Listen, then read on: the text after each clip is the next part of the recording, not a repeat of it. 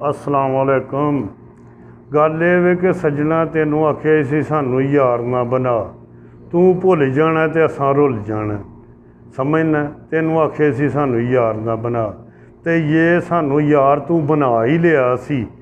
ते छोटी जिहियां गल्लां लैके ते छोटियां छोटियां गल्लां लैके ते गिले शिकवे करना है। जदों तू साडे नाल यारी रखी सी उदों ते तू साडियां खूबियां ही वेखना सैं। अज तू छोटी जी गल ते नाराज़ हो गया मैं साडे नाल, ते अज तू साडियां खामियां तलाश करना पिया। कोई यारी ते नहीं।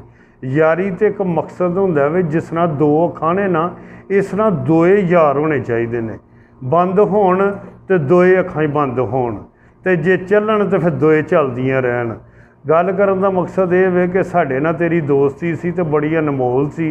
तू ये दोस्ती दे विच छोटी जी दराड़ पैदा कर छड़ी है जिद्दां दे नाल। वो लिखण वाले ने लिखिया वे, इतनी सी बात पे बरसों के यराने गे, कुछ ऐसे लोग थे जो पहचाने गे। ते सज्जना, सानू तो तेरियां पहलियां गल्लां याद ने, सानू तो तेरे ते कोई गिला शिकवा नहीं। जे गिला शिकवा आया तो इसे गल ते ही आया कि तू छोटी जी गल लैके तो तू नाराज़ हो गया। तो जिंदगी का तो पता कोई नहीं किहड़े मोड़ ते ठा हो जानी है।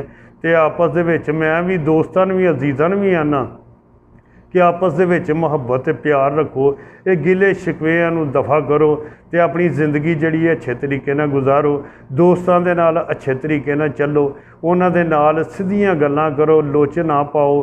कोई भी बंदा रोटी नूं चोची नहीं आंदा, समझदे हो। सारे रोटी खांदे ने, कोई घाह बूट ते खांदा कोई नहीं। हर बंदे नूं अकल है, हर बंदे नूं समझ है। जिहड़ा बंदा सुन लैंदा है ना, वो अगों सुना भी सकदा है, लेकिन उहदी तहजीब, उहदी फैमिली दीयां गल्लां, उहदे फैमिली दे तरीकेकार उहनूं गल करन ते मजबूर नहीं करदे। वो क्योंकि फैमिली उहदी आंदी है कि तू सीधा चलना पे तो सीधा ही चल।